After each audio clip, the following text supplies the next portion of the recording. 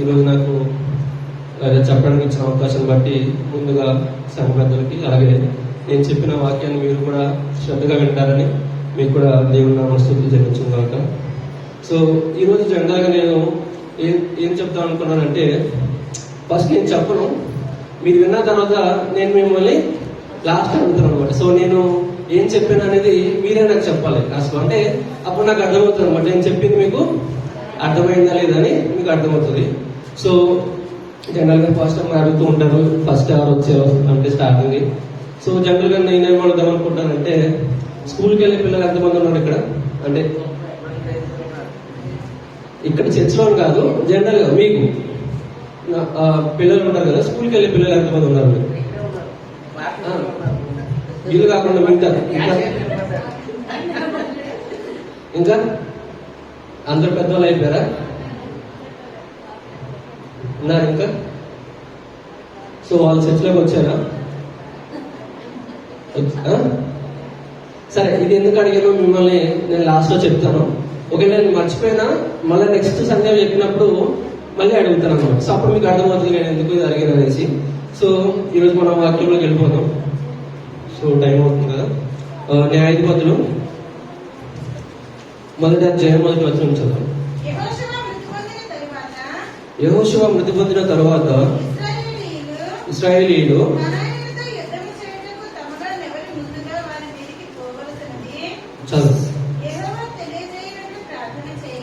చేయగా యెహోవా ఇచ్చి ఉన్నాను. చాలు, చిన్న ప్రార్థన చేస్తాను.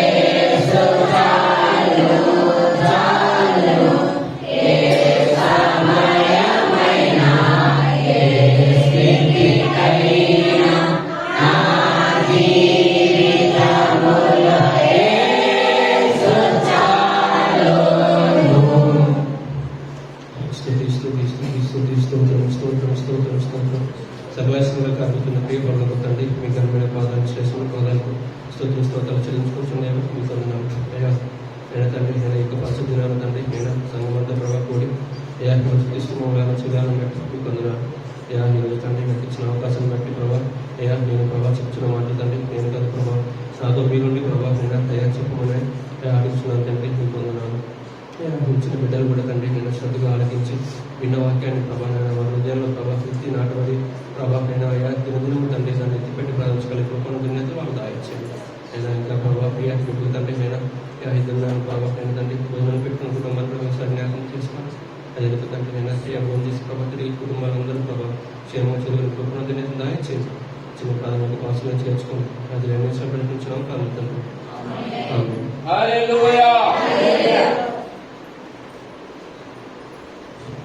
చదివిన వాక్యం ఒకసారి అంటే మీకు ఇప్పుడు ఇది చదివితే కొంతమందికి అంటే కొంచెం బ్యాక్గ్రౌండ్ అర్థమైన వాళ్ళకి కొంచెం బాగా అర్థమవుతుంది, లేదంటే కొంచెం అర్థం కాని వాళ్ళకి ఏంటంటే కొంచెం కొత్తగా ఉంటుంది అన్నమాట. సో ఇక్కడ ఏదేంటంటే జనరల్గా మీరు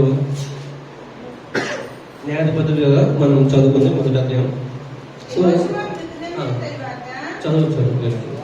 సో జనరల్గా ఈ న్యాయాధిపతులు వచ్చే టైంకి న్యాయాధిపతులకు ముందు ఏమైంది, జనరల్గా మన ఇశ్రాయేలు అందరూ ఐగుప్తుల బానిసత్వం ఉంటే యేసుప్రభు గారు ఎవరు ఎన్నుకున్నారు? మొదటిగా మోషే గారిని ఎన్నుకున్నారు. మోషే గారిని ఎన్నుకొని వారిని ఏం చేశారు, మనల్ని ఇశ్రాయేలు ప్రజల్ని అక్కడి నుంచి ఐగుప్తు నుంచి కానాను నడిపిస్తున్నాను వాగ్దానం చేసినట్టే ఐగుప్తు నుండి మనల్ని ఇశ్రాయేల్ ప్రజలు విడిపించి నడిపిస్తూ ఉన్నారు అన్నమాట. సో కానీ కానానికి వచ్చారా?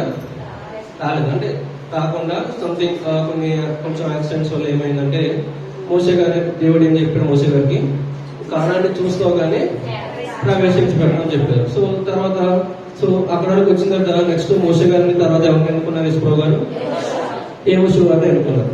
సో యెహోషువ గారిని ఎన్నుకొని మోసే అక్కడ వరకు వచ్చింది. తర్వాత దేవుడు ఏం చేశారంటే జనరల్ గా దేవుడు మోసే గారితో మాట్లాడితే మోసే గారు ఏం చెప్పాలనేది ఇశ్రాయేల్ ప్రజలకి చెప్పేవారు. సో అలాగే మోసే తర్వాత ఎవరు వచ్చారు? యెహోషువ గారు వచ్చారు.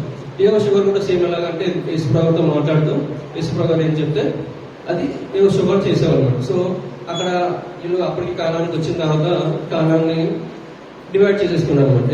12 గోత్రాలు ఉన్నాయి కదా, ఏ గోత్రానికి ఏమేమి కావాలని చెప్పేసి పంచిపెట్టుకున్న తర్వాత యెహోషువ గారు కూడా చనిపోతారు. చనిపోయిన తర్వాత నెక్స్ట్ ఎలాగా ఐడియా ఉందా? సో అంటే ఆ తర్వాత ఏంటంటే న్యాయాధిపతులు వస్తారు అనమాట. న్యాయాధిపతులు కూడా చాలా మంది యేసుప్రభు గారిని ఎప్పుడప్పుడు ఒక్కొక్కరు ఎన్నుకొని ఇశ్రాయేల్ ప్రజలు బానిసత్వంగా ఉంటే వారిని నిర్ణయించుకోవడానికి న్యాయాధిపతుల కింద వాడుకునేవారు అనమాట. సో కాకపోతే ఏంటంటే యెహోషువ గారు ఈ న్యాయాధిపతులు గారు అంటే న్యాయాధిపతులు వాడక ముందు కొంచెం బ్రీఫ్ గ్యాప్ ఉంటుంది కదా, ఈ గ్యాప్ లో ఇక్కడ మనం తీసిస్తాం. ఇక్కడ అప్పుడు కూడా అంటే యెహోషువ గారు చనిపోయిన తర్వాత కూడా వీళ్ళు అంటే ఇప్పుడు ఉంటది కదా, ఇక్కడ జనరల్ గా ఇప్పుడు మనం ఒక నాయకుడు వాళ్ళని ఎన్నుకున్నప్పుడు వాళ్ళు కొన్ని సంవత్సరాలు పరిపాలించిన తర్వాత వారు ఒకరు చనిపోయినా వారు ఏవైతే కొన్ని చెప్తారు కదా పథకాలు ఉంటాయో, సో అవి మనం పాటిస్తూ ఉంటాం కదా.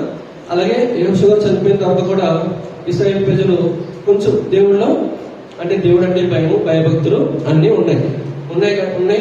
సో అప్పుడు ఏం చేస్తారంటే వీళ్ళు కానానికి వచ్చిన తర్వాత అప్పుడు ఏం చేయాలంటే జనరల్ గా మనం ఏంటంటే కానాను వెళ్ళిన తర్వాత కానాను అక్కడ ఖాళీగా ఉందా అంటే అక్కడ జనాలు లేరా? ఉన్నారు. సో ఇప్పుడు దేవుడు ఏం చెప్పాడు? వాగ్దానం బట్టి కానాన్ని ఇశ్రాయేల్ ప్రజలకు ఇస్తానన్నప్పుడు మనం జనరల్ గా ఒకరు వచ్చి మనం ఉండే ప్లేస్ లోకి వచ్చి ఇది దేవుడు మాకు ఇచ్చాడు, ఇది మాది, మీరు వెళ్ళిపోండి అంటే వాళ్ళు ఏమంటారు? ఒప్పుకుంటారా? ఒప్పుకోరు. కాబట్టి వీళ్ళు ఏం చేయాలి? యుద్ధం చేయాలి. సో ఇప్పుడు యుద్ధం చేయాలి కాబట్టి ఇప్పుడు మన సిచ్యువేషన్ ఇది అనమాట. ఇక్కడ వీళ్ళు అంటే అక్కడికి వచ్చిన తర్వాత వీళ్ళు యుద్ధం చేసి ఆ ప్లేస్ లో వీళ్ళు ఆక్రమించాలన్నప్పుడు అప్పుడు జనరల్ గా అప్పుడు దేవుడు వాళ్ళు డివైడ్ చేశాడు కదా. డివైడ్ చేసినప్పుడు సో ఎవరి స్థలాలు ఎవరెవరికి ఇవ్వాలని చెప్పేసి అప్పుడే యెహోషువ గారు చెప్పారు. చెప్పిన తర్వాత సో ఇప్పుడు వీళ్ళు యుద్ధానికి వెళ్ళినప్పుడు అప్పట్లో అంటే ఇశ్రాయేల్ ప్రజలకి ఏంటంటే యుద్ధానికి వెళ్లే ముందు ఒక మంచి అలవాటు ఉందన్నమాట. ఏంటది? దేవునికి ప్రార్థించాలి. జనరల్ గా దేవుడు ప్రార్థన చేసి దేవుడు అంటే అప్పుడు ఒక మాట ఇచ్చాడు అనుకోండి, అంటే మీ శత్రువులని మీ చేతులకు అప్పగిస్తానన్న ఒక మాట ఇస్తే అప్పుడు ఏమవుతుంది? వీళ్ళు ఖచ్చితంగా గెలుస్తారు. సో కాబట్టి చదవండి ఒకసారి మళ్ళీ చదవండి. నెక్స్ట్ చదవండి. ఇచ్చి ఉన్నాను వారి పోవాలని సెలవిచ్చారు. తర్వాత అప్పుడు యూదా వంశస్థులు షిమ్యోనీయులతో చేయుటకు మాతో కూడా రండి. చాలు. సో ఇక్కడ ఏంటంటే ఫస్ట్ వీళ్ళు అప్పుడు అంటే చెప్పాను కదా, అప్పటికి దేవుడు అంటే భయభక్తులు కూడా అన్ని ఉన్నాయి కాబట్టి వీళ్ళు ఏం చేస్తారు? యుద్ధానికి వెళ్ళే ముందు ఫస్ట్ ఎవరి ఒపీనియన్ తీసుకోవాలి? దేవుని ఒపీనియన్ తీసుకోవాలి. కాబట్టి ప్రార్థన చేశారు. ప్రార్థన చేసినప్పుడు అప్పుడు యేసుప్రభు గారు ఏం చెప్తున్నారు? మొదటిగా యుద్ధంకి వెళ్ళాలంటే ఎవరికి ఇచ్చారు? మొదటిది యూదులకి అంటే యూదా గోత్రం వాళ్ళకి దేవుడు మొదటి అవకాశం ఇచ్చాడు అనమాట. సో ఇప్పుడు ఏం చేయాలి? యూదులు అంటే ఈ యూదా గోత్రం వాళ్ళ స్థలం అంటే వాళ్ళకి ఇచ్చిన స్థలం తీసుకోవాలి కాబట్టి యుద్ధానికి వెళ్ళాలి. సో వీళ్ళు యుద్ధానికి వెళ్ళే ముందు ఏంటంటే అక్కడ ఉండే రాజు కొంచెం బలవంతుడు అనమాట. అంటే వాళ్ళకి మంచి స్ట్రాంగ్ ఆర్మీ ఉంది. సో యూదా వాళ్ళు యుద్ధానికి వెళ్ళే ముందు ఎందుకో ఒకసారి యేసుప్రభు చెప్పారు అంటే వెళ్ళండి అని చెప్పేసి ఫస్ట్ ప్రిఫరెన్స్ ఇచ్చారు. కానీ సడన్ గా అంటే మేమే వెళ్తే సరిపోతుందా లేదంటే అంటే మనం ఒకవేళ ఓడిపోయే ఛాన్సెస్ ఉందేమో అని చెప్పేసి వీళ్ళు ఏం చేస్తారు? సోదరులే కదా, యూదులుగా సహోదరులు కాబట్టి ఎవరు హెల్ప్ తీసుకున్నారు? షిమ్యోని హెల్ప్ తీసుకున్నారు. ఏమని చెప్పారు? యుద్ధం చేయుటకు మా వంతులోనికి మాకు కూడా రండి. చాలు. సో ఇక్కడ వీళ్ళు ఏమన్నారంటే వీళ్ళు ఒప్పందం పెట్టుకున్నారు అనమాట. ఏంటి, మేము ఇప్పుడు యుద్ధానికి వెళ్తున్నాం కదా, ఇప్పుడు వాళ్ళ మీదకి యుద్ధానికి వెళ్ళాలంటే మాకు బలం సరిపోదు కాబట్టి ఒక పని చేద్దాం. అంటే మేము వెళ్ళి యుద్ధం చేసి కొంచెం అంటే ఇప్పుడు జనరల్ గా యుద్ధం చేసినప్పుడు ఒకవైపు ఖచ్చితంగా అంటే ఒకరు గెలుస్తారు, ఒకరు ఓడిపోవడం జరుగుతుంది. ఓడిపోయిన వాళ్ళకి అంటే జనరల్ గా అలా మనం ఫిక్స్ అవుతాం, కానీ గెలిచిన వాళ్ళకి ఏం లాస్ ఉండదా? ఉంటది. కాబట్టి ఏంటంటే మనం అప్పుడు దాన్ని ఎలా చెప్తామంటే వాళ్ళ సైడు వీళ్ళ సైడు రెండు కౌంట్ చేసి దాని డిఫరెన్స్ బట్టి మనం చెప్తాం, అంతేనా? ఇప్పుడు జనరల్ గా ఒకరికి ఇద్దరు బిజినెస్ స్టార్ట్ చేసినప్పుడు ఇద్దరికి బిజినెస్ బాగానే ఉంది, కానీ ఒకరికేమో నెలకి ఒక 3,000 లాభం వస్తుంది, ఇంకొకరికి 2,000 వస్తుంది. అంటే అప్పుడు మనం ఏం చెప్తాం, వాళ్ళకి లాభం ఎక్కువ వస్తుంది, వీళ్ళకి లాభం అంత వస్తలేదని చెప్తాం. అలాగే లాస్ లో కూడా ఏంటంటే రెండు సైడ్లు నష్టం జరుగుతుంది, కానీ జనరల్ గా ఒక సైడ్ బాగా నష్టపోతారు. అంటే ఆర్మీ బాగా ఎక్కువ మంది చనిపోతే వాళ్ళ ఆర్మీతో పాటు అక్కడ వాళ్ళతో ఉండే రాజులు వాళ్ళ జనరల్స్ ఉంటారు కదా, వాళ్ళు కూడా చనిపోయినప్పుడు ఏం చేస్తారు, ఇంకా వాళ్ళకి సరైన నాయకుడు లేడు కాబట్టి వీళ్ళు జయాన్ని పొందుకుంటారు. సో ఎందుకంటే అవతల వాళ్ళకి సరైన నాయకుడు లేడు, నాయకుడు లేకపోతే సైనికులు చెప్పినట్టు ఎవరు వినరు. సో కాబట్టి అలాగా మనం ఎందుకు యుద్ధానికి వెళ్ళి బాగా అంటే మనం కూడా బాగా నష్టపోవడం ఎందుకని చెప్పేసి వీళ్ళు ఏం చేశారు, షిమ్యోనీల హెల్ప్ తీసుకున్నారు. షిమ్యోనీల హెల్ప్ ఎలా తీసుకున్నారు, సోదరులే కాబట్టి మేము యుద్ధానికి వెళ్ళినప్పుడు మీరు మాకు హెల్ప్ చేయండి, మన ఇద్దరం కలిసి యుద్ధానికి వెళ్దాం. అలాగే మీరు కూడా నెక్స్ట్ వాళ్ళు కూడా వాళ్ళ స్థలాన్ని ఆక్యుపై చేయడం టైం వస్తుంది కదా, అప్పుడు వీళ్ళు ఏం ఉన్నారు, మీరు యుద్ధానికి వెళ్ళడానికి మేము కూడా వచ్చి హెల్ప్ చేస్తా ఉన్నారు. సో అలాగా మీ ఇద్దరు కలిసి యుద్ధానికి వెళ్దామని ఫిక్స్ అయ్యారనమాట. ఎక్కడికి? సో నెక్స్ట్ చదువుతాం.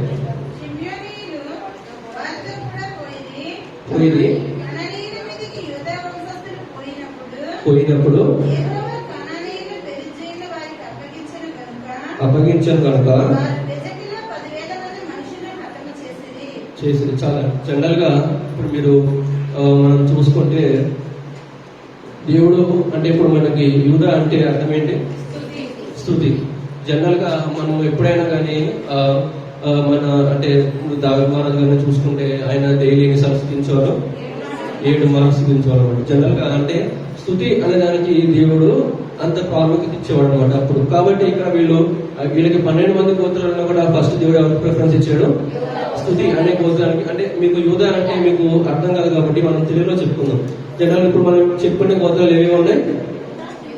ఒకటి యూదా గోత్రము, ఇంకోటి షిమ్యోనీయుల గోత్రం అనమాట. యూదా అంటే ఏంటి? స్తుతి. షిమ్యోనీ గోత్రం అంటే ఏంటి? షిమ్యోని అంటే ఏంటి? వినుట అనమాట. సో ఇక్కడ మనకి సింపుల్ గా చెప్పాలంటే 2 ఉన్నాయి అనమాట. ఒకటి ఏంటి? స్తుతించడం, ఇంకోటి వినటం అనమాట. సో ఈ రెండింటికి మనకి చాలా ప్రాముఖ్యత ఉందన్నమాట. ఏంటి? జనరల్ గా ఇప్పుడు మనం దేవుడు ఏం కోరుకున్నాడు? స్తుతించాలని కోరుకున్నాడు. ఫస్ట్ స్తుతించాలంటే మనం ఏం చేయాలి?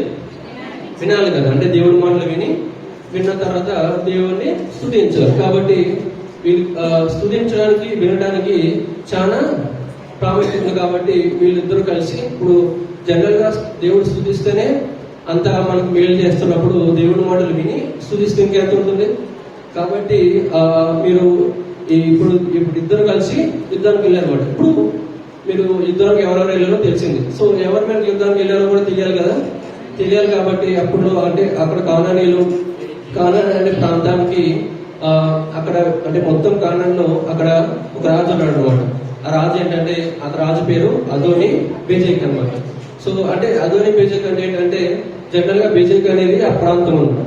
ఆ బెజెక్ ప్రాంతానికి ఈ అదోని బెజెక్ అనే వాడు రాజు అనమాట. సో అంటే జనరల్ గా ఈ రాజు గురించి మీరు అంటే అతను ఇలా ఉండేవాడని తెలుసుకుంటే జనరల్ గా మనకి అంటే అతను ఎంత కూడా మీకు తెలియాలంటే ఫస్ట్ జనరల్ గా అతను ఏంటంటే అక్కడ రాజుకి మంచి చెప్పాను కదా, ముందే స్ట్రాంగ్ ఆర్మీ ఉందని చెప్పాను కదా.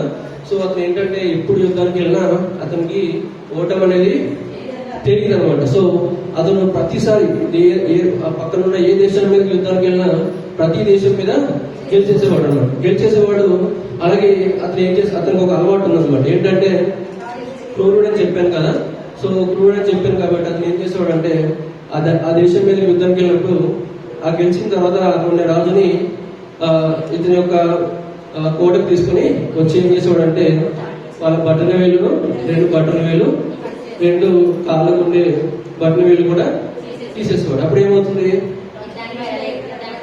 యుద్ధం అంటే జనరల్ గా ఇతను అంటే జనరల్ గా మనం ఏం చేస్తాం ఇప్పుడు, జనరల్ గా యుద్ధానికి కొన్ని నియమాలు ఉంటాయి.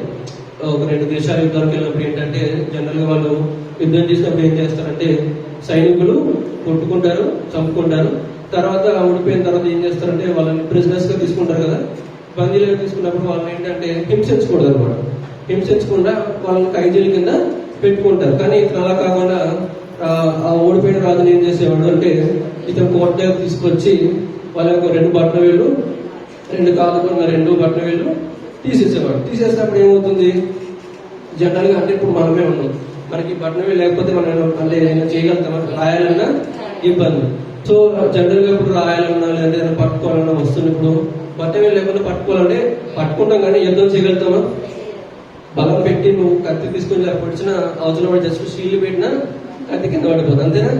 సో అంటే అతను జనరల్ గా ఇప్పుడు కొంతమంది ఏంటంటే అవతల రాజుల వాళ్ళందరినీ చంపేస్తారు, కానీ ఇతను అలా కాదు. ఏం చేస్తాడు అంటే వాళ్ళు 2 బట్టన వేళ్ళు కాళ్ళకు 2 బట్టన వేళ్ళు తీసేసి అతను ఎక్కడైతే తింటాడు కదా, తినే బల్ల ఉంటుంది కదా, రాజు తినే బల్ల, ఆ బల్ల కింద అక్కడ వాళ్ళు ఓడించిన రాజులందరినీ బల్ల కింద పడేసి రాజు తింటా ఉంటాడు కదా, తింటా ఉంటే తిన్న తర్వాత కింద వేసేస్తూ ఉంటారు అన్నమాట కొన్ని తినే దాంట్లో నుంచి. సో అంటే ఇతను తినే దాంట్లో నుంచి వాళ్ళు ఏరుకొని తినాలని, అంటే ఇతను వాళ్ళు కింద వాళ్ళు పడి ఏరుకొని తింటుంటే ఇతను ఏం చేసేవాడు, సంతోషించేవాడు, గర్వంగా ఫీల్ అయ్యేవాడు అనమాట. నేను మొత్తానికి రాజుని, నన్ను ఎదిరించే ధైర్యము ఎవరికి లేదు. అంటే ఇతను చేసే క్రూరత్వానికి చుట్టుపక్కల ఉండే రాజులు కూడా భయపడిపోయారు. అంటే జనరల్ గా ఇంకా అతనికి ఒకవేళ కొంతమందికి ఏంటంటే ఓడిపోయినా పర్లేదులే, నేను రాజు కింద నేను వ్యాసల్ కింగ్స్ అంటారు కదా, ఏంటంటే అప్పుడు పన్ను కట్టేస్తే సరిపోతుంది అనుకుంటారు కొంతమంది. ఇతను అలా కాదనమాట, తీసుకొచ్చి ఇలా అదే కోట కింద బంధించి, అలాగే ఎంతమందిని బంధించాడు చదవండి, కిందకి చదువు. చూచి యుద్ధం చేసి హతము చేసి పారిపోగా తరిమి పట్టుకొని కోసివేసిరి. అదోని బెజెకు కోయబడిన 70 మంది రాజులు ముక్కలు ఏరుకొని చుండిరి. ఇచ్చిన నేను తోడుకొని రాగా చాలు. సో ఇక్కడ మీరు చూసుకుంటే 70 మంది అంటే 70 మంది రాజులు బొట్టన వేలు తీసేసి 2 కాళ్ళకి తీసేసి అంటే అతను ఎన్ని యుద్ధాలు చేసినట్టు, అంటే అంత ఇస్రాయేల్ మీద యుద్ధానికి వెళ్ళక ముందు అతను ఎన్నిసార్లు యుద్ధం చేశాడు, 70 సార్లు యుద్ధం చేశాడు. 70 సార్లు యుద్ధం చేసి గెలిచాడు వాడాడు. అంటే అతను ట్రాక్ రికార్డ్ ఎలా చూసారా? అంటే జనరల్ గా మనం ఏంటంటే కొన్ని పనులు చేసినప్పుడు, అంటే మన బిజినెస్ లోనే కానీ ఏదైనా కానీ చేసినప్పుడు ఏంటంటే మనకి కొన్ని విజయాలు ఉంటాయి, కొన్ని ఓటములు ఉంటాయి. కానీ అతను ఎలాగా విజయమే చూసాడు అనమాట. ఎన్నిసార్లు? 70 సార్లు. అసలు జనరల్ గా అన్నిసార్లు విజయం పొందిన వాళ్ళకి అసలు ఎలా ఉంటుంది, మనకైతే ఎలా ఉంటుంది అంటే చాలా గర్వం వచ్చేస్తుంది. అంటే మీరు ఇక్కడ చూసుకుంటే అతని పేరు కూడా చూసుకుంటే అదోని బెజెక్. అదోని బెజెక్ అంటే ఏంటంటే జనరల్ గా దేవుడు అని అర్థం అనమాట. ఇంకా అతనే దేవుళ్ళగా ఫీల్ అయిపోతుంది అనమాట. నేను ఏ దేశం మీద యుద్ధానికి వెళ్ళా నాకు ఓటమంటూ లేదని చెప్పేసి అంత గర్వంగా ఫీల్ అయ్యాడు. కానీ వారి మీద ఇప్పుడు యుద్ధానికి అంటే దేవుడు కూడా మనల్ని అంటే మనకు ఒక అవకాశం ఇస్తూ ఉంటాడు అన్నమాట. కొన్నిసార్లు మనం మన యొక్క స్థితిగతులను బట్టి, మన యొక్క సిచ్యువేషన్ బట్టి మనం ఎలా ఉన్నామని చెప్పేసి ఒకవేళ మనం దేవుని యొక్క మాటలు కానీ దేవుని యొక్క సంగతి కానీ మర్చిపోయి ఒకవేళ కొంచెం మార్గం తప్పినప్పుడు దేవుడు మనకు కొన్ని ఇస్తూ ఉంటాడు, వార్నింగ్స్ ఇస్తూ ఉంటాడు అన్నమాట. కానీ మనం లెక్క చేయకుండా వెళ్ళినప్పుడు సడన్ గా ఒక రోజు వచ్చి సడన్ గా మనకి ఏంటంటే పనిష్మెంట్ ఎలా ఉంటుందంటే, మనం ఇంతకు ముందు ఎన్నైతే మనం తప్పులు చేస్తామో అన్నిటికీ దేవుడు లెక్క చూసేస్తారు అనమాట. అంటే ఉంటుంది కదా, తక్కిడి ఉంటుంది చూసారా, తక్కిడి ఏం చేస్తుంటది కరెక్ట్ గా, అంటే ఇటు సైడ్ మనం ఎంతైతే వెయిట్ చేస్తామో ఇటు కూడా అంతే అనమాట. అలాగే మనం కూడా అనుకుంటాం అనమాట, మన యొక్క జీవితంలో కూడా మన యొక్క ఏమనుకుంటామంటే నేను ఏం చేసినా కానీ అంటే నన్ను ఇప్పుడు మనం అనుకుంటాం నేను చేసిన పని ఎవరు చూడలేదు కదా, ఏం కాదులే దానికన్నా అంటే కొంత క్రిమినల్స్ కూడా అలాగే ఉంటారు అనమాట. ఇప్పుడు ఇంతకు ముందు కాలంలో అక్కడ ఇప్పుడు అయితే డిఎన్ఏ ఫింగర్ ప్రింట్స్ అనేసి చాలా వచ్చేసింది. అయినప్పటికీ కూడా వీళ్ళు ఏంటంటే ఇంకా నేను చేసేది దొంగతనం ఎవరికి తెలియకూడదు అని చెప్పేసి వాళ్ళు ఇంకా ట్రై చేస్తూ ఉంటారు అనమాట. కానీ వాళ్ళకి ఏంటంటే వాళ్ళు అనుకుంటొచ్చు, అంటే నేను చేసింది ఎవరికి తెలియకుండా చేసేస్తే ఏం కాదులే, అంటే మనం ఇంకా పోలీసులు వాళ్ళకి వీళ్ళకి దొరకకుండా ఉంటే సరిపోతుంది అనుకుంటారు. కానీ మనకు తెలియంది ఏంటంటే మనం చేసిన పని ఇక్కడ మనము ఈ లోకంలో మనం అంటే అందరి కళ్ళు కప్పవచ్చు, కానీ దేవుని కళ్ళు కప్పగలుగుతామా? లేదు. మనకి మనం చేసిన ప్రతి పనికి మనం ఇక్కడ ఈ భూలోకంలో అంటే ఇంతకుముందు అనుకుంటాం అనమాట, మనకి పైన నాకంలో చూసుకుంటాం. కానీ దేవుడు ఇప్పుడు ఏం చేస్తాడంటే ఎవరి పనిష్మెంట్ వాళ్ళకి ఇచ్చేస్తూ ఉంటాడు అనమాట. కానీ అందుకనే ఇక్కడ మనం చూసుకుంటే ఇక్కడ ఈ యొక్క అధోని బేజకు మీరు యుద్ధానికి ఎవరెవరిని పంపించాడు దేవుడు? స్తుతి అంటే స్తుతి అనే గోత్రాలు అంటే దేవుడిని స్తుతిస్తూ ఆరాధిస్తున్నప్పుడు దేవుడు ఖచ్చితంగా వారి యొక్క స్తుతి ఆలకిస్తాడు. కాబట్టి మనం కూడా మన జీవితంలో మనం కూడా అంటే మన యూదుల కింద మనం కూడా ఉండొచ్చు, అంటే ఉండొచ్చు. ఎలాగా? మనం కూడా దేవుని స్తుతిస్తూ దేవుడిని ఆరాధిస్తున్నప్పుడు మనం కూడా దేవుని అప్పుడు దేవుడు యూదులకు ఎలాగైతే మనకి ప్రాముఖ్యత ఇచ్చాడో మనకు కూడా అలాగే ప్రాముఖ్యత ఇస్తాడు. ఎందుకంటే స్థుతిలో అంత శక్తి ఉందన్నమాట. ఇక్కడ మీరు చూసుకుంటే వీళ్ళు స్థుతిలో అంత శక్తి ఉంటే వీళ్ళు ఇంకా ఎవరు కలుపుకున్నారు? షిమ్యోని గోత్రంలో కూడా కలుపుకున్నారు. షిమ్యోని అంటే ఎవరు? వినుట అనమాట. దేవుని ఎందుకు దేవుని చెప్పే మాటలు మనం అనుకుంటొచ్చు అనమాట. ఒక్కోసారి ఏంటంటే కొన్ని మాటలు వింటాము, కొన్ని మాటలు వదిలేస్తాం. అలా ఉండకూడదు అనమాట. ప్రతి ఒక్క మాట అంటే ఇక్కడ వినడం వల్ల దేవుని యొక్క మాటలు అంటే ఇప్పుడు మనకంటూ బైబిల్స్ ఉన్నాయి, అన్నీ ఉన్నాయి. ఒక టైంకి ఏంటంటే దేవుని యొక్క వాక్యమే చెప్తుంది అనమాట, బైబిల్స్ కూడా ఉండవు. కాబట్టి మనం దేవుని యొక్క మాటలు వినేటప్పుడు చాలా శ్రద్ధగా ఆలకించాలన్నమాట. ఎందుకంటే దేవుని యొక్క మాటలు విని ఆలకించి దేవుని స్తుతించినప్పుడు దేవుడు మనకి మన యొక్క జీవితంలో ఎన్నో కార్యాలు చేస్తారన్నమాట. మనకు కూడా అనవచ్చు అనమాట. ఇప్పుడు ఈ వీళ్ళకి ఏంటంటే జనరల్ గా మన స్థితిలో కూడా మనకు ఉండొచ్చు, మన లైఫ్ లో కూడా కొన్ని సిచ్యువేషన్స్ వస్తూ ఉంటాయి. అంటే ఈ యొక్క సిచ్యువేషన్ నాకెందుకు వచ్చింది? మనం ఒక ఎగ్జాంపుల్ చూసుకుంటే యాకోబుకి ఎంతమంది భార్యలు? ఎవరన్నా? ఫస్ట్ భార్య ఎవరు? సెకండ్ భార్య? యాకోబు ఎవరిని ఇష్టపడ్డాడు? కానీ ఫస్ట్ ఎవరు మ్యారేజ్ చేసుకున్నాడు? సో లేయాని రాహేలు ఎంతో ఇష్టపడి రాహేలు పెళ్లి చేసుకుందాం అనుకుంటే ఫస్ట్ ఎవరు చేసుకోవాల్సి వచ్చింది? లేయాని చేసుకోవాల్సి వచ్చింది. లేయాని పెళ్లి చేసుకున్న తర్వాత కూడా వాళ్ళ తండ్రి ఏం చేస్తాడంటే అంటే యాకోబు మామగారు ఏం కండిషన్ పెట్టాడంటే ఇంకొక 7 సంవత్సరాల్లో పెళ్లి చేస్తే అప్పుడు నెక్స్ట్ నీకు నచ్చిన రాయల్ని కూడా పెళ్లి చేసుకోవచ్చు అని చెప్పి కండిషన్ పెడితే ఇంకొక 7 సంవత్సరాలని చెప్పి కష్టపడతానని చెప్పి మళ్ళా కష్టపడి నచ్చిన అమ్మాయిని మ్యారేజ్ చేసుకున్నాడు. కానీ ఇక్కడ నచ్చిన అమ్మాయిని చేసుకున్నాడు, కానీ ఫస్ట్ భార్య అయిన లేయా ఇష్టపడ్డా? ఇష్టపడేవాడు కాదనమాట. ఇష్టపడేవాడు కాదన్నప్పుడు లేయా ఎంతో బాధపడుతూ ఉంటుంది అనమాట. లేయా బాధపడుతూ దేవుని అంటే వాళ్ళు కూడా అప్పట్లో దేవుని యొక్క మాట వింటూ ఉండేవాళ్ళు. కాబట్టి లేయా అసలు లేయని లెక్క చేయట్లేదని చెప్పేసి దేవుడు ఏం చేశాడు? ఫస్ట్ లేయా యొక్క గర్భం ధరించి ఫస్ట్ ఎవరికన్నది లేయా? రూబేన్ని కన్నది అనమాట. సో రూబేన్ని కన్నప్పుడు లేయా అనుకుంటది నేను అంటే ఇప్పుడు అప్పట్లో జనరల్ ఏంటంటే మగ సంతానం పుట్టినప్పుడు వాళ్ళకు వారసుడు పుట్టాడని చెప్పేసి ఎంతో సంతోషపడతారు అనమాట. తండ్రి కానీ వాళ్ళ యొక్క రిలేటివ్స్ కానీ అందరూ కూడా వారసుడు పుట్టాడని చెప్పేసి ఎంతో సంతోషిస్తారు. కాబట్టి రూబేన్ పుట్టగానే లేయా అనుకుంటది ఏమనుకుంది? ఇప్పుడు చాలా సంతోషించి ఇప్పుడైనా నా యొక్క పేరు పెట్టి నన్ను ఇష్టపడతాడేమో అని చెప్పేసి అనుకుని రూబేను అని చెప్పేసి పేరు పెట్టింది. కానీ దొరికిందా? దొరకలేదు. నెక్స్ట్ ఎవరు? షిమ్యోను అనమాట. షిమ్యోను పుట్టిన తర్వాత కూడా లేయా ఎంతో అంటే ఆశగా చూసేది అనమాట. పుట్టిన తర్వాత కూడా ఇప్పుడైనా అంటే నెక్స్ట్ కూడా కుమారుడే కదా, కుమారుడు పుట్టాడు కాబట్టి ఇప్పుడైనా కానీ నన్ను ఇష్టపడతాడేమో అని చెప్పేసి అతనికి ఎంతో ఆశగా చూపించింది అనమాట. కుమారుడు కానీ చేతిలో పెట్టేసి ఇప్పుడైనా ఇష్టపడతాడేమో అని చూసుకుంటే అప్పుడు కూడా లెక్క చేయలేదు. నెక్స్ట్ ఎవరు పుట్టారు? లేవి. లేవి పుట్టిన తర్వాత కూడా ఎంతో ఆశగా ఇప్పుడైనా నా యొక్క ప్రియుడు నన్ను ప్రేమిస్తాడేమో అని చెప్పేసి ఆశతో పెట్టింది అనమాట. లేవి అని చెప్పేసి పేరు పెట్టి తండ్రి చేతిలో పెట్టినప్పుడు అప్పుడు కూడా అప్పటికి రాహేల్కి గర్భం ధరించకపోయినా రాహేల్ని ఇష్టపడ్డాడు. కానీ అంటే అప్పట్లో జనరల్ గా ఇద్దరు ముగ్గురు మ్యారేజ్ చేసుకునే వాళ్ళు, కానీ జనరల్ గా మ్యారేజ్ చేసుకున్నప్పుడు కూడా అందరినీ ఒకలాగా చూసుకుంటే అదొక అందం అనమాట. కానీ ఇతని మైండ్ అంతా ఎవరి మీద ఉంది, రాహేల్ మీదే ఉందన్నమాట. అసలు లేయాని పట్టించుకోవట్లేదు. ఇంకా లాస్ట్ కి అప్పుడు లేయా ఏమనుకుందంటే, సర్లే ఇంకా నన్ను పట్టించుకుంటే అంటే పట్టించుకోకపోతే ఏంటి, దేవుడు నన్ను పట్టించుకుంటాడని చెప్పేసి 3-4 కుమారుల పేరు ఏమని పెట్టింది, యూదా పేరు పెట్టి, అంటే యూదా అంటే ఏంటి, స్తుతి, అంటే దేవుడికి స్తుతి చెల్లించుకుంటాడని చెప్పేసి 4వ కుమారుడు దేవుడికి స్తుతి అని చెప్పేసి పెట్టినప్పుడు దేవుడు కూడా ఎవరి యొక్క గోత్రం నుంచి వచ్చాడు, యూదా గోత్రం నుంచి కూడా మనకి దేవుడు కూడా పుట్టినాడు. అందుకనే మనం అనుకుంటాం అనమాట, ఈ లోకంలో మనల్ని ఎవరు అంటే ఒక పట్టించుకోవట్లేదు, లేదంటే నాకు నాన్న వాళ్ళు ఎవరు లేరు, లేదంటే అసలు ఈ సమస్య నాకు ఎందుకు వచ్చింది, ఇది రాకపోతే బాగుంది కదా అనుకోవచ్చు. అనే సిచ్యువేషన్స్ ఉంటాయి. అప్పుడు మనం ఏం చేయాలి?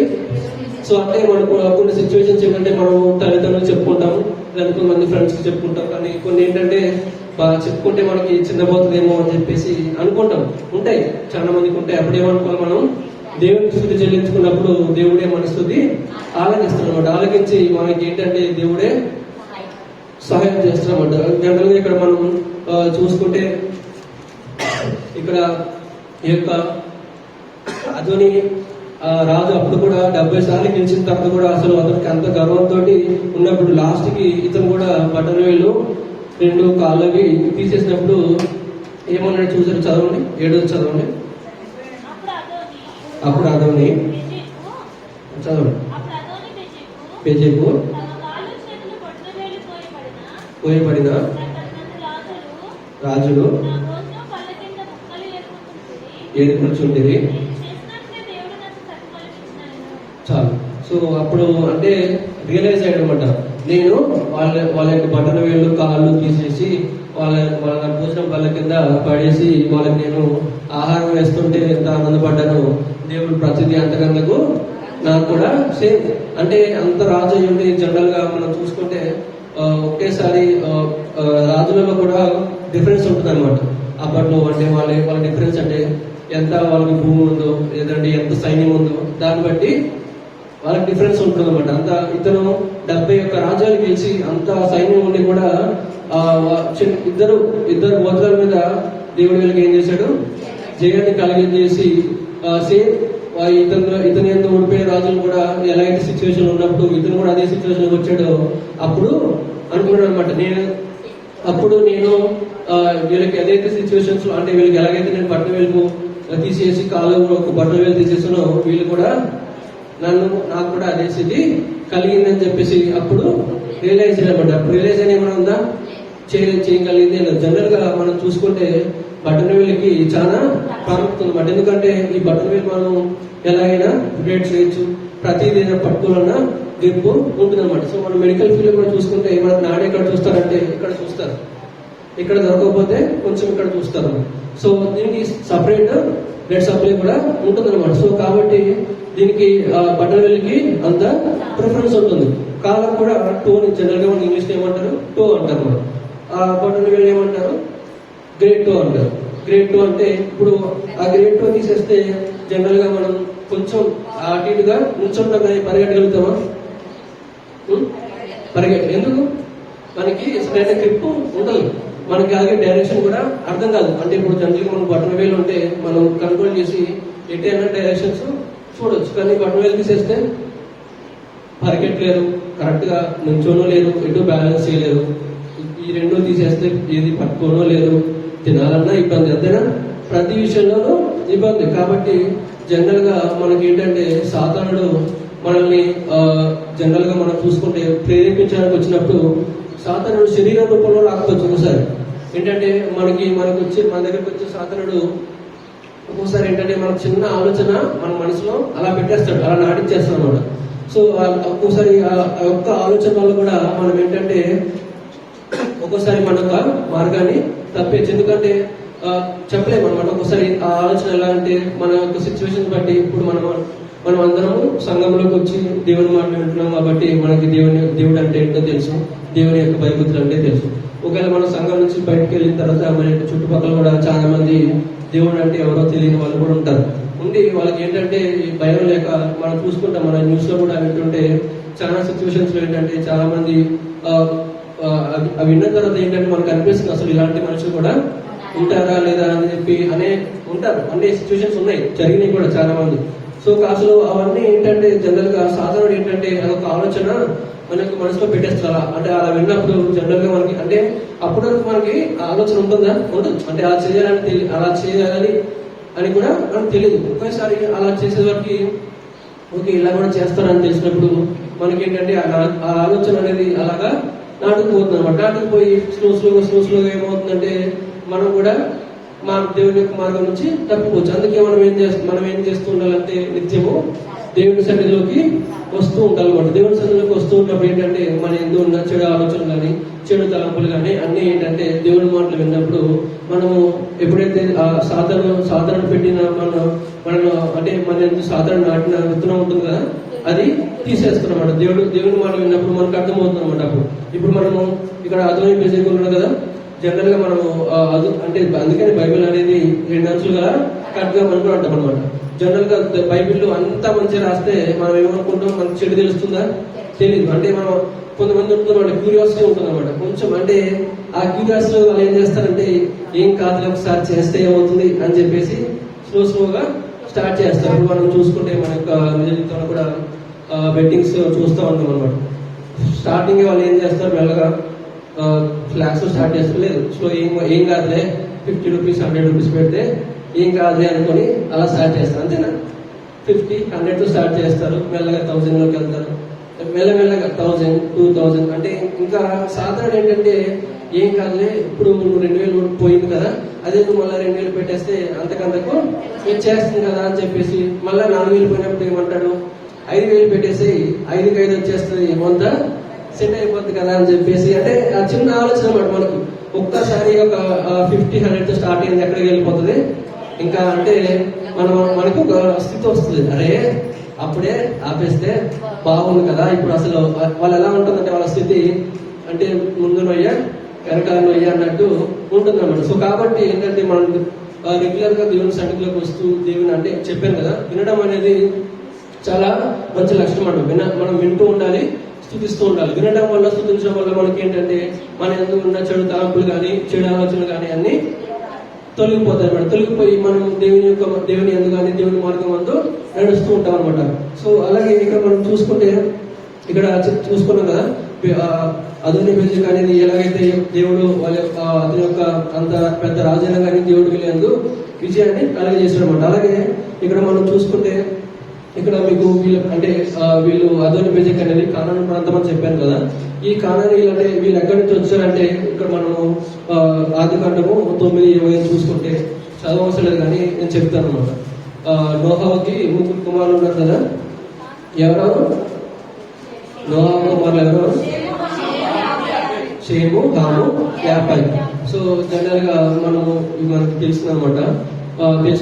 తెలిసింది ఏంటంటే ఎక్కడి వరకు వస్తుందంటే దేవుడు జలప్రయాణం కలగజేసిన తర్వాత భూమి మీద ఉండేవాడు లేకుండా ఓన్లీ నోవా కుటుంబాన్ని ఉంచినప్పుడు జల ప్రవాహం అంతా అయిపోయిన తర్వాత వీళ్ళు నోవలో బయటకు వచ్చిన తర్వాత అప్పుడు నోవా ఏం చేశాడు, పంట వేసి ద్రాక్ష విత్తనాలు వేసి తోటలో మత్తుగా అయ్యి పడిపోయినప్పుడు ఫస్ట్ ఎవరు చూస్తారు, హాము చూస్తారు. హాము చూసి అంటే తర్వాత షేము యాభై వచ్చి తండ్రిని కప్పేసి బయటికి తీసుకొచ్చిన తర్వాత తండ్రి మందులను బయటకు వచ్చిన తర్వాత ఎవరు చెప్పిస్తాడు, హామును చెప్పిస్తాడు. హామును చెప్పించి ఏమని చెప్తాడు, ఎవరికి దాసులుగా ఉంటారు వీళ్ళిద్దరికి, అంటే వీళ్ళు ఇద్దరు ఉన్నారు కదా, షేము యాభైతో ఉన్నారు కదా, వీళ్ళిద్దరికి నువ్వు దాసులుగా ఉంటావని చెప్పేసి అప్పుడే నోవా గారు చెప్పిస్తారు అనమాట. సో ఇక్కడ మీరు చూసుకుంటే హాము కుమారుడు ఎవరంటే కానాన్ అనమాట. సో అంటే అక్కడి నుంచి వస్తుంది అనమాట వీళ్ళ శాపం అనమాట. అక్కడే దేవుడు ఏం చేశాడు, కానానీయులు ఏం చేశాడు, శపించేశాడు. కాబట్టి వాళ్ళు అంటే దేవుడు ఒకసారి మాట ఇచ్చాడంటే ఇంకా ఫిక్స్ అనమాట. ఇంకా దేవుడు వెనక్కి తీసుకోడు, శపించేశాడు. కాబట్టి వీళ్ళకి ఎవరెవరు దాసులుగా ఉంటారని చెప్పాడు? యాపేటికి షేమికి వీళ్ళిద్దరికి దాసులుగా ఉంటారని చెప్పారు. కాబట్టి ఇక్కడ కూడా మీరు చూసుకుంటే ఈ కానానీ నుంచి వచ్చిన వాళ్ళు ఎవరో అదోని పెళ్ళికి అనమాట. వీళ్ళు అక్కడి నుంచి వచ్చిన వాళ్ళు కాబట్టి దేవుడు వీళ్ళని శపిస్తారు, అక్కడే శపించాడు. కాబట్టి వీళ్ళకి ఎవరిని వీళ్ళిద్దరు కూడా ఇటు వీళ్ళ సంతానం వచ్చిన వాళ్ళు వీళ్ళు అనమాట. కాబట్టి వీళ్ళిద్దరు యుద్ధం చేసినప్పుడు దేవుడు ఎవరి వైపు ఉన్నాడు? యూదా గోత్రం వాళ్ళ వైపు దేవుడు ఉన్నాడు. కాబట్టి యూదా శిమ్యోను ఇద్దరు కలిసి కానానీయుల మీద యుద్ధానికి వెళ్ళినప్పుడు దేవుడు ఎవరి వైపు జీవించాడు?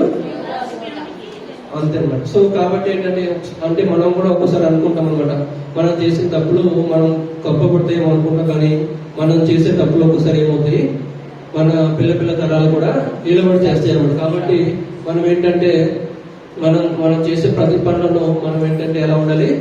జాగ్రత్తగా ఉండాలన్నమాట. కాబట్టి ఒక్కోసారి ఏంటంటే మనం అనుకోవచ్చు అనమాట, సో ఏం కాదులే, నేను ఎలాగైతే ఈ తప్పు పనులు చేసి సంపాదిస్తే నా పిల్లలు చాలా హ్యాపీగా ఉంటారు, వాళ్ళు కష్టపడే పని ఉండదు అనుకుంటాం. కానీ మనం చేసే తప్పిదం వల్ల ఏంటంటే ఎన్నో వాళ్ళు శాపాలు పొందుకోవాల్సి వస్తుందన్నమాట. జనరల్ గా మనం అనుకుంటాం, ఒక సామెత ఉంటుంది, 100 తప్పులైనా చేసి అంటే 100 అబద్ధాలైనా ఆడి ఒక పెళ్లి చేయమంటాం. అన్ని అబద్ధాలు ఆడి పెళ్లి చేస్తూ ఉంటుందా అంటే నేను అడుగుతున్నా, డౌట్ వచ్చింది. జనరల్ గా అన్ని అబద్ధాలను చేసి పెళ్లి చేసేమంటారు. కానీ అన్ని అబద్ధాలను పెళ్లి చేసిన తర్వాత ఒకవేళ అన్ని అబద్ధాలను చేసిన తర్వాత అయినా పెళ్లి ఉంటుందని డౌట్. కాబట్టి ఏంటంటే మనం అనుకుంటాం, అంటే మనం చేసే తప్పులు కానీ అబద్ధాలు కానీ ఇవన్నీ ఏంటంటే తాత్కాలికం అనమాట, అంటే అప్పటికప్పుడే ఉంటుంది అనమాట. సత్యం అనేది అంటే సత్యం కానీ దేవుని యందు మనం స్థుతించడం అనేది ఇప్పుడు నిలకడగా ఉంటుంది అనమాట. ఎందుకంటే అబద్ధం అనేది ఎప్పటికీ అంటే ఇప్పుడు మనకి రిలీఫ్ ఉంటుందేమో కానీ మనకి అదేంటో లైఫ్ టైం ఉంటుంది అనమాట. మనకి దేవుని యందు స్థుతించడం కానీ దేవుని యందు ఆరాధించడం కానీ లేట్ అవ్వచ్చు.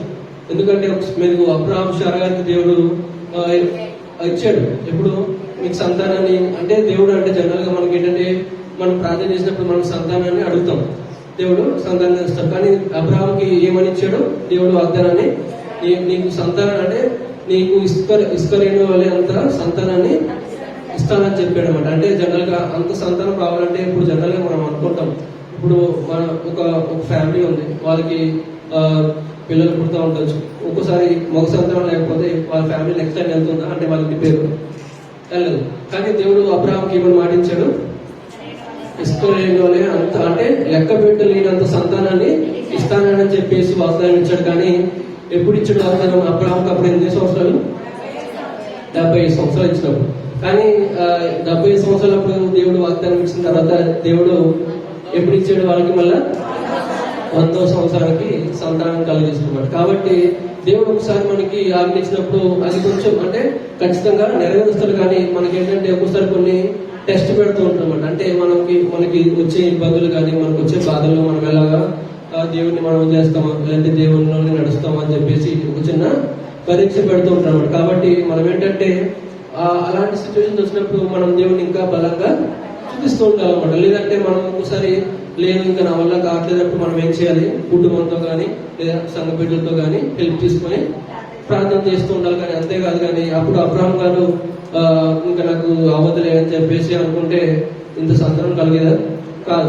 అందుకనే మనం కూడా ఒకసారి ఇక్కడ కూడా వీళ్ళు దేవుడు అప్పుడే ఇచ్చిన ఆజ్ఞను బట్టి దేవుడు వీళ్ళకి అప్పుడే అంటే అప్పుడు కనాని వాళ్ళు శపించిన తర్వాత కూడా దేవుడు ఇశ్రాయేల్ వాళ్ళు కూడా కనాన్ దేశాన్ని మొత్తం అప్పగిస్తానంటే అప్పగించాడు. అప్పగించి అసలు మీరు అంటే ఈ యొక్క ఉన్నాడు కదా అదోని అనే రాజు ఉన్నాడు కదా, అదోని బెజెక్ అనే రాజు, అసలు అతని యొక్క లైఫ్ ని చూసుకుంటే మనం ఏమేమి నేర్చుకోవచ్చు?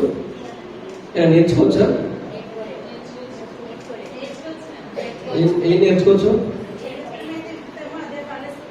ఓకే, ఏమేమి చేయకూడదు? నెక్స్ట్ గర్వం ఉండకూడదు. నెక్స్ట్ ఇంకా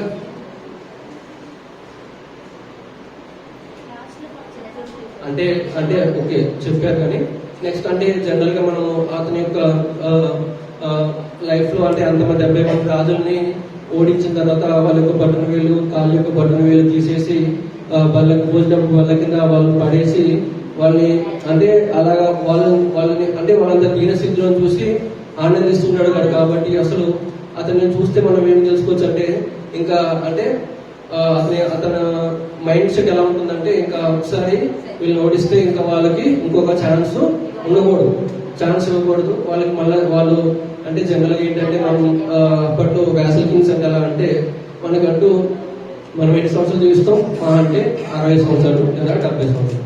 తర్వాత ఇంకొక రాజు వస్తూ ఉంటాడు కదా, వీళ్ళ వంశంలో ఇంకొక రాజు రావచ్చు, అతను బలహీనంగా ఉంటే వ్యాసల్ కింగ్స్ వచ్చి ఓడించవచ్చు. కాబట్టి ఇది ఏంటంటే అంత క్రూరుడు కాబట్టి ఏం చేసేవాడంటే వాళ్ళకి అవకాశం కూడా ఇవ్వకూడదని చెప్పేసి అంటే వాళ్ళ యొక్క అంగవైకల్యతను చూసి ఇతను ఏమనుకునేవాడు, గర్వపడేవాడు అనమాట, సంతోషించేవాడు అనమాట.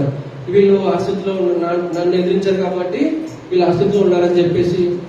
అలాగే ఇతను ఏం చూపించాలనుకునేవాడు అంటే ఇంకొకసారి ఇతని మీదకి యుద్ధానికి ఎవరు రాకుండా ఉండాలంటే అంటే శత్రువులు కొంతమంది యుద్ధానికి వెళ్లే ముందు వాళ్ళ యొక్క మనస్తత్వం అంటే జనరల్ గా మనం చూసుకుంటే ఒకసారి 2 సైడ్ యుద్ధానికి వెళ్లే ముందు ఒక సైడ్ మనం గెలుస్తాము అనే నమ్మకంతో యుద్ధానికి వెళ్తే ఒకలా ఉంటుంది, ఓడిపోతాము అసలు మనకి గెలిచే ఛాన్స్ లేదు అనుకుని యుద్ధానికి వెళ్తే అదొక రకంగా ఉంటుంది. కాబట్టి శత్రువులను భయపెట్టాలని చెప్పేసి ఇలాగా చేస్తూ ఉండేవాడు అనమాట. అలాగే ఇంకొకసారి ఏంటంటే మీరు చూసుకుంటే నిర్గమకాండము 29వ అధ్యాయం 21 చదవండి. 29-20. ఆ పొట్టేళ్లను బలించి తీసి అహరోను కుడి చేయి కొన మీదను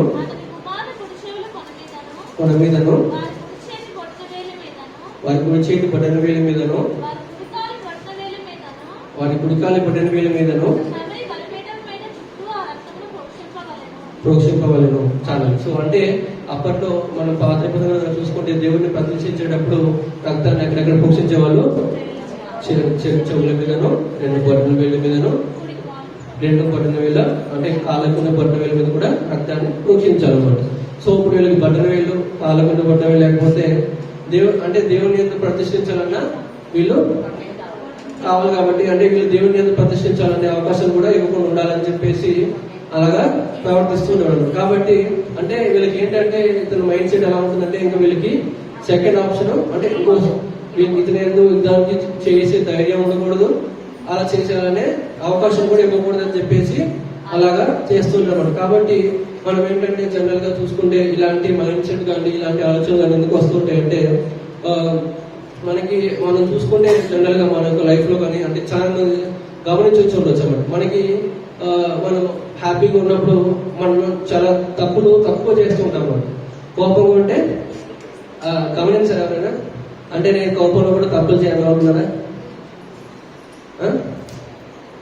ఎందుకంటే అది మనం చేసే మన యొక్క మైండ్ సెట్ అనేది మారడం అనేది ఫస్ట్ మనకు వచ్చే కోపంలోనే ఉంటుంది అనమాట. జనరల్ గా మనకి ఫస్ట్ కోపంగా రంగలే కోపం ఎలా పెడతాం అంటే మన బాడీ కూడా మనకు సైన్స్ ఇస్తూ ఉంటుంది అన్నమాట. మనకి కోపం రంగా ఏమవుతుందంటే కళ్ళు బాగా ఎర్రగా అయిపోయి మన హార్ట్ బీట్ పెరిగిపోయి ఫేస్ అంతా డిఫరెంట్ ఎక్స్ప్రెషన్ ఉంటుంది అనమాట. సో కాబట్టి మనకి అంటే మనం అర్థం చేసుకోవాలన్నమాట. ఇక్కడ మనం అలా చూడగానే అనుకోవచ్చు అరే ఇంకా నాకు కోపం వచ్చేసిందంటే ఇంకా సాధారణను ప్రేరేపిస్తున్నాడు కాబట్టి ఏంటంటే కొంచెం మనం దేవుని స్థుతించడం కానీ కూల్ అవుతూ ఉండాలన్నమాట. అంతేగాని అంటే మనం చూసుకోవచ్చు మన లైఫ్ లో కూడా హ్యాపీగా ఉండి సెల్ఫీ తీసుకుని అంటే సోషల్ మీడియాలో చాలా మంది పోస్ట్ చేస్తూ ఉంటారు అనమాట సెల్ఫీస్. మీరు ఎప్పుడైనా కోపంగా సెల్ఫీస్ పెట్టాలి చూసారా? అంటే అంటే నేను అడుగుతున్నా, మనం ఎవరైనా ఫోటోని కోపంగా తీసి పెడితే మనమైనా ఇష్టపడతామా? ఇష్టపడం. ఎందుకంటే దానికంటూ అంటే మీనింగ్ ఏ ఉండదు అనమాట. కాబట్టి అంటే మన యొక్క జీవితంలో కూడా జనరల్ గా మనకి ఫస్ట్ అనేది ఇలా మెల్లమెల్లగా కోపంతో స్టార్ట్ అవుతుంది. ఈ కోపం కాస్త మెల్లమెల్లగా ఏమవుతుంది, ఆగ్రహంగా మారుతుంది. ఈ ఆగ్రహంగా మెల్లగా అంటే ఈ ఆగ్రహం అంతా కలిసి ఏమవుతుంది, దుష్టత్వానికి దారితీస్తుంది అన్నమాట. మెల్లగా ఈ దుష్టత్వం నుంచి ఏమొస్తుంది, క్రూరత్వం వస్తుంది. అలాగా అంటే మెల్లగా అంటే మన యొక్క జీవితంలో కూడా మనం చేసే చిన్న చిన్న పనులు కానీ మన యొక్క చేసే అంటే సిచ్యువేషన్ బట్టి మనం కోపంగా మనకి ఒకసారి కోపడితే ఏమవుతుంది అనుకుంటాం. ఈ కోపాన్ని మనం అంటే కంట్రోల్ చేయకపోతే సాధారణ అనేది ఏం చేస్తారంటే మనకుండే కోపాన్ని ఇంత అంటే క్రూరత్వం కింద మార్చేస్తాం అన్నమాట. కాబట్టి మనం ఏంటంటే జనరల్ గా కోపంగా అంటే మనకి కోపం ఉన్నప్పుడు మన బయాలజికల్ ప్రకారంగా కూడా కోపం వల్ల మనకు వచ్చే బెనిఫిట్స్ కూడా ఏమి ఉండవు అనమాట. మనకి కోపం పెరిగే కొద్ది మనకి బీపీలు ఇవన్నీ పెరిగిపోతుంటాయి. కాబట్టి ఏంటంటే మనము మన జీవితంలో మనం ఇక్కడ మన బైబిల్ రిఫరెన్స్ తీసుకుంటే ఒకసారి రోమిల్ గ్రంథము 12:19 చదవండి. ప్రియురాలా, మీరు మీకు మీరే పగ తీర్చుకొనక చోటీయుడి, పగ తీర్చుట నా పని చెప్పుచున్నాడని రాయబడి ఉన్నది. కాబట్టి అతనికి భోజనము పెట్టుము, దప్పికొని ఉంటే దాహమేమో, అలాగూ చేయుట వలన నిప్పులు కుప్పలుగా పోయేదువు, కీడు వలన జయింపబడము కనుక. చాలు. సో ఇక్కడ దేవుడు మనకి ఏం చెప్తున్నాడు? మేలు చేత కీడుని జయించాలన్నమాట. అంటే మనం అనుకోవచ్చు, వాళ్ళు నాకు అలా చేశారు కాబట్టి నాకు కోపం వచ్చేస్తుంది, కట్టెలు తెంచుకొని వచ్చేస్తున్నాడు. అంతేనా? కోపం నాకు ఎలా వస్తుంది? కట్టెలు తెంచుకొని వచ్చేస్తున్నాను. అంటే ఏంటంటే మన బోర్డర్ దాటేస్తున్నాను. అంతేనా దాని అర్థం? ఇంకా నా బోర్డర్ అంటే నాకు బోర్డర్ క్రాస్ చేసేస్తున్నాను, ఇంకా నేను తట్టుకోలేను అనే కదా అర్థం. కాబట్టి ఏంటంటే మనకి అంత కోపం వచ్చినా కానీ మనం ఇక్కడ దేవుడు మనకి ఏం చెప్పాడంటే మన ఒకరి మీద తీర్పు తీర్చవసరం లేదు. ఎందుకంటే ఇక్కడ దేవుడే మనకు చెప్పాడు కదా. ఏమని చెప్పాడు? వాళ్ళ మీద ఒకవేళ నీకు పగ ఉంటే దేవుడే అంటే మన ఎందుకు ఉంటే పగ దేవుడే తీరుస్తాడు అనమాట. ఒకవేళ నీ శత్రువులు ఆహారం లేకుండా లేదా దప్పికతో ఉన్నా కావాలంటే నీకు వీలైతే వాళ్ళకి ఆహారం అనేవి, దాహం వేస్తే నీళ్ళనేవి, కానీ వాళ్ళ ఎందుకు పగ తెచ్చుకునే ఆలోచన అనేది మానేసి. ఎందుకంటే మనం పగ తీర్చుకుంటే ఏమవుతుంది అనుకుంటాం, కానీ మెల్లమెల్లగా మనకి ఆ ఆలోచన అంటే పగ, ఉద్వేగం, ద్వేషం ఇవన్నీ ఏంటంటే సాధారణ ఆలోచనలు అన్నమాట.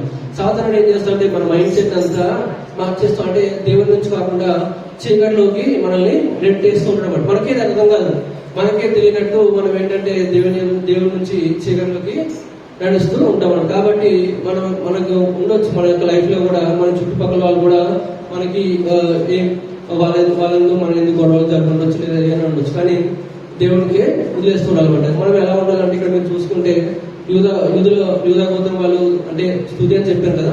ఈ స్తుతి వాళ్ళు యుద్ధానికి వెళ్ళే ముందు ఏం చేశారు? ఎవరు హెల్ప్ తీసుకున్నారు?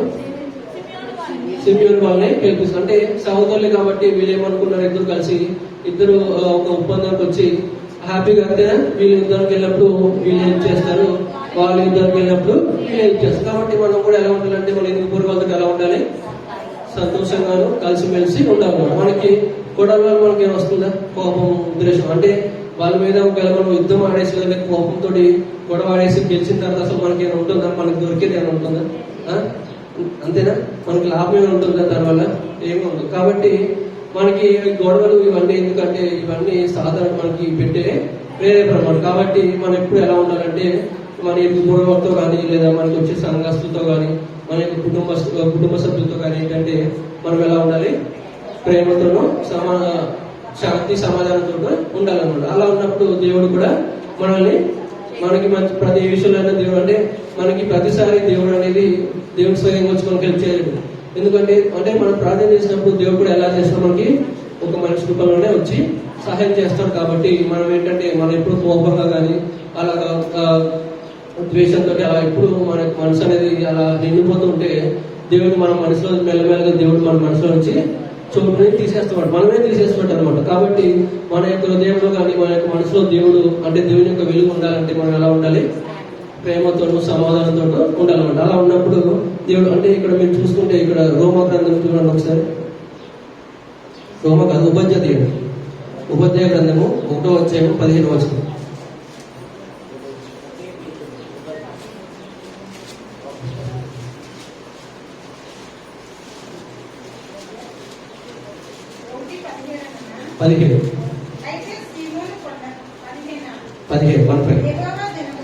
యెహోవా దినము వచ్చుచున్నది, అప్పుడు నీవు చేసినట్లే నీకును చేయబడును, నీ నెత్తి మీదకి వచ్చును, తాగినట్లు. చాలు. సో ఇక్కడ మీరు చదువుకుంటే మనకి ఏమర్థమైంది? అంతేనా?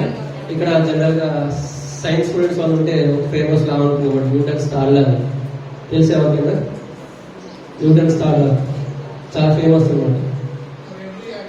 There is equal and opposite action. అంటే జనరల్ గా ఏంటంటే మనం చేసే ప్రతి పనిలోనూ దానికి అంటే మనం అనుకుంటాం అంటే ఈ పని చేసిన వల్ల అంటే ఇప్పుడు సింపుల్ గా చెప్పాలంటే మనం ఒక బాల్ తీసుకొని గోడ కొడితే ఏమవుతుంది, తిరిగి వచ్చి మనల్ని కొడుతుంది. కాబట్టి అలాగా ఏంటంటే మనం చేసే ప్రతి పనికి దానికి ఒక డిఫరెన్స్ అంటే ఆపోజిట్ గా మనకి తగులుతుంది. కాబట్టి ఇక్కడ కూడా దేవుడు ఏం చెప్తున్నాడంటే మనం చేసే ప్రతి పని మనకే వచ్చి తగులుతుంది. కాబట్టి ఎందుకంటే మనం ఎప్పుడైనా కానీ సామెత కూడా ఉంటుంది అనమాట.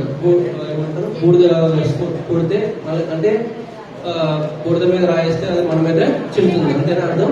సో కాబట్టి ఏంటంటే ఇవన్నీ కాబట్టి మనకి ఇలాంటివన్నీ మనం పక్కన పెట్టేసి మనం ఎలా ఉండాలంటే దేవుని యందు మనము ఇలాంటి అంటే మనం అంటే మనం చేసే పనులు కూడా మన మనసు ఎలా ఉంటుందో మన పనులు కూడా అంటే మనము క్లియర్ గా చెప్తాయి అనమాట. ఇప్పుడు జనరల్ గా కొంతమంది కొంతమంది వాళ్ళ యొక్క ప్రవక్తను బట్టి మనం చెప్పేయచ్చు అనమాట. వాళ్ళు దేవుని యొక్క బిడ్డలని చెప్పేసి అంటే వాళ్ళ మాట తీరు కానీ వాళ్ళు చేసి అంటే మనం అలా ఉండాలన్నమాట. మనం దేవుడు కూడా మనం స్థుతిస్తూ మనము దేవుని మాటలు వినాలని చెప్పి దేవుడు కూడా ఆశిస్తాం అనమాట. కాబట్టి మనము జనరల్ గా ఒకరు మాట్లాడుతున్నప్పుడే మనం ఏంటంటే మనకు అర్థమైపోవాలన్నమాట వీళ్ళెవరో దేవుని బిడ్డలని చెప్పేసి. అప్పుడు దేవుడు కూడా మన ఎంతో సంతోషిస్తారన్నమాట. కాబట్టి దేవుడు మనం ఇక్కడ చూసుకుంటే స్థుతికి దేవుడు అంత ప్రాముఖ్యత ఇచ్చుకున్నాడు. మనం అందుకనే అప్పుడు దావీదు మహారాజు కూడా నిత్యము 7 సార్లు స్థుతిస్తాడు. కాబట్టి మనం కూడా మన నిత్య జీవితంలో మనం కూడా కొంచెం సమయం అంటే మనం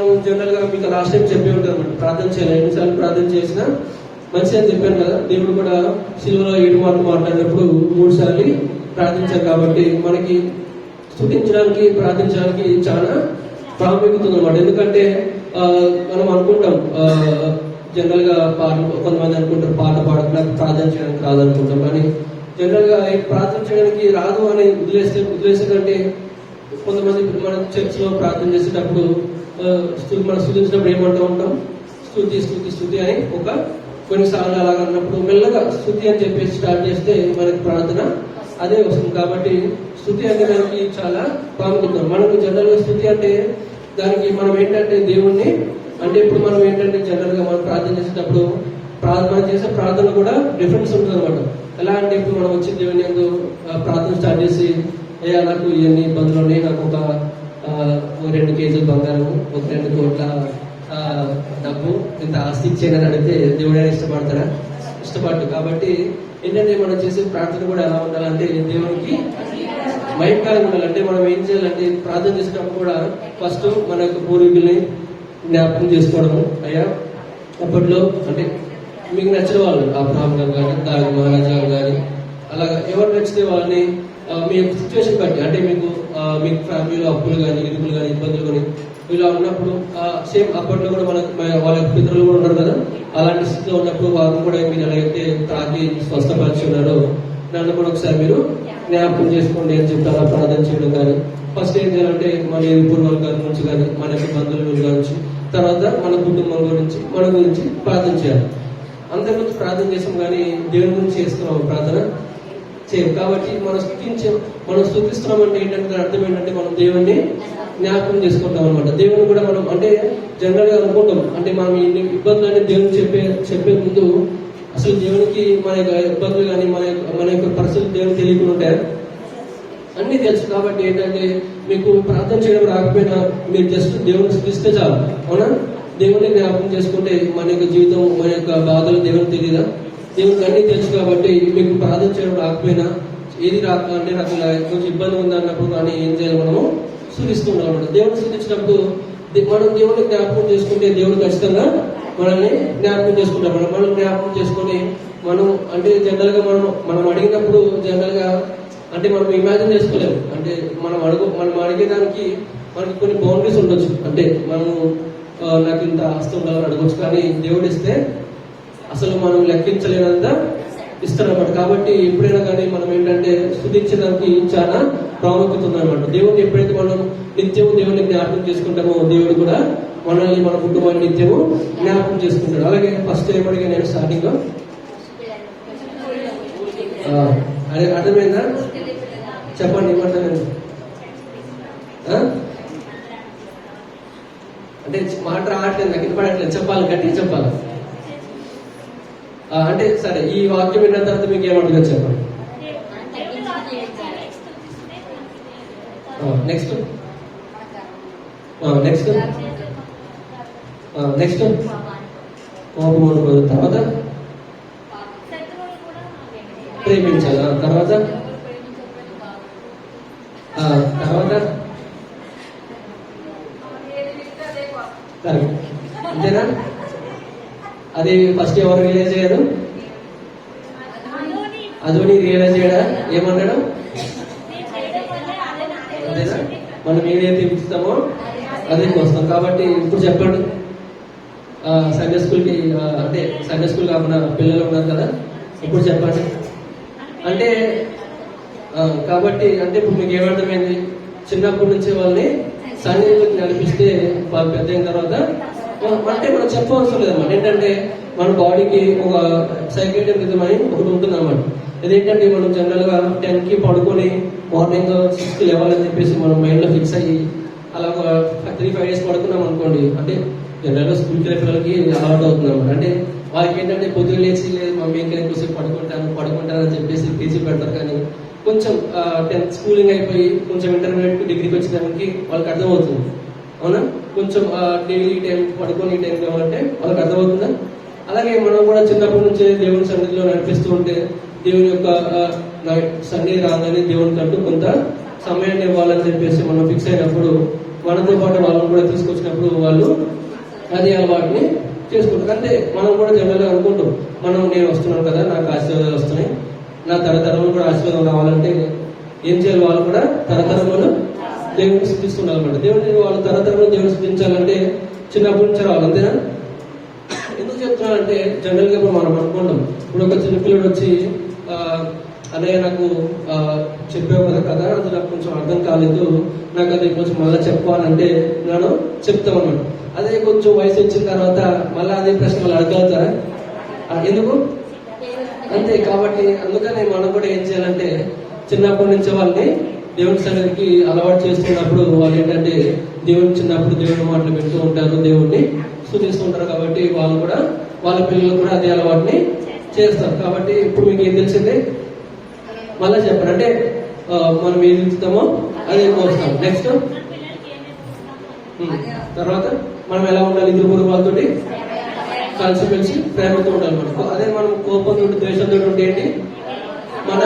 మనం కోపాన్ని ద్వేషాన్ని చూపిస్తే మన పిల్లలు కూడా అది నేర్చుకుంటారు. కాబట్టి మనం కూడా ఎలా ఉండాలంటే ప్రేమతోనూ అందరితో ఐక్యంతో ఉంటే వాళ్ళు కూడా అది నేర్చుకుంటారు. అంటే జనరల్ గా అంటే మీరు గమనించడం లేదు కానీ చాలా మంది పిల్లలకి వాళ్ళ అంటే తల్లిదండ్రుల నుంచి కానీ వాళ్ళ ఫ్రెండ్స్ నుంచి కానీ అంటే వాళ్ళ యొక్క సరౌండింగ్స్ నుంచి వాళ్ళు నేర్చుకుంటారు. కాబట్టి ఏంటంటే మనకి కీర్తన మొదటి అధ్యాయంలో చాలా మంది అంటే బయట చేయిస్తారు. చెప్పండి.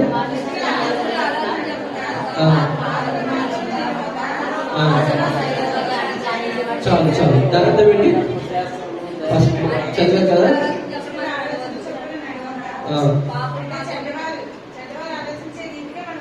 ఆలోచించుకో. తర్వాత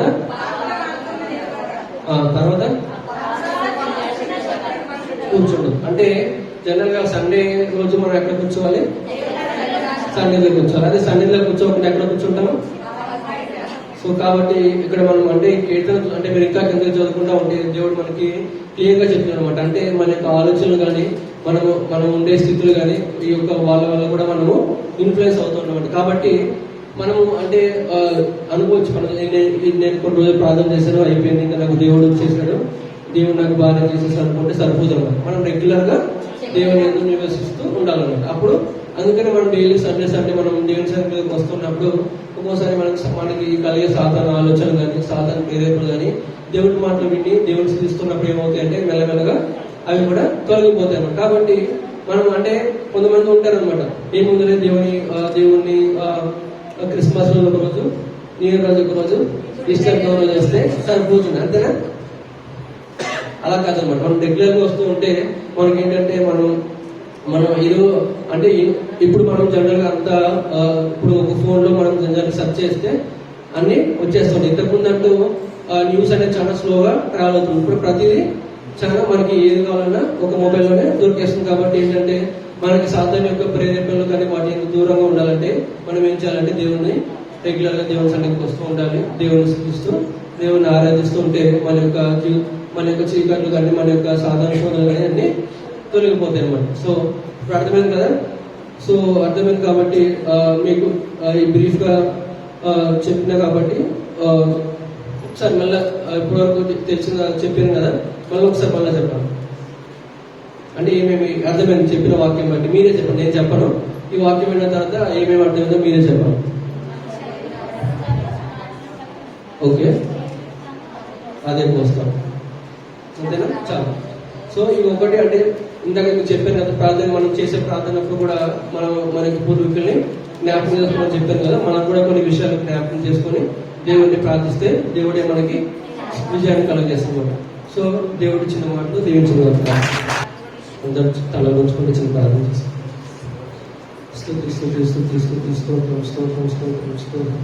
సమస్య కాకుండా ప్రియపరులకు కంటే మీ కర్మైన పాదాలకు స్పేసిన పాదాలకు స్థుతిస్తూ చెల్లించుకున్నాను. అభివృద్ధి చేస్తుంది అయ్యా.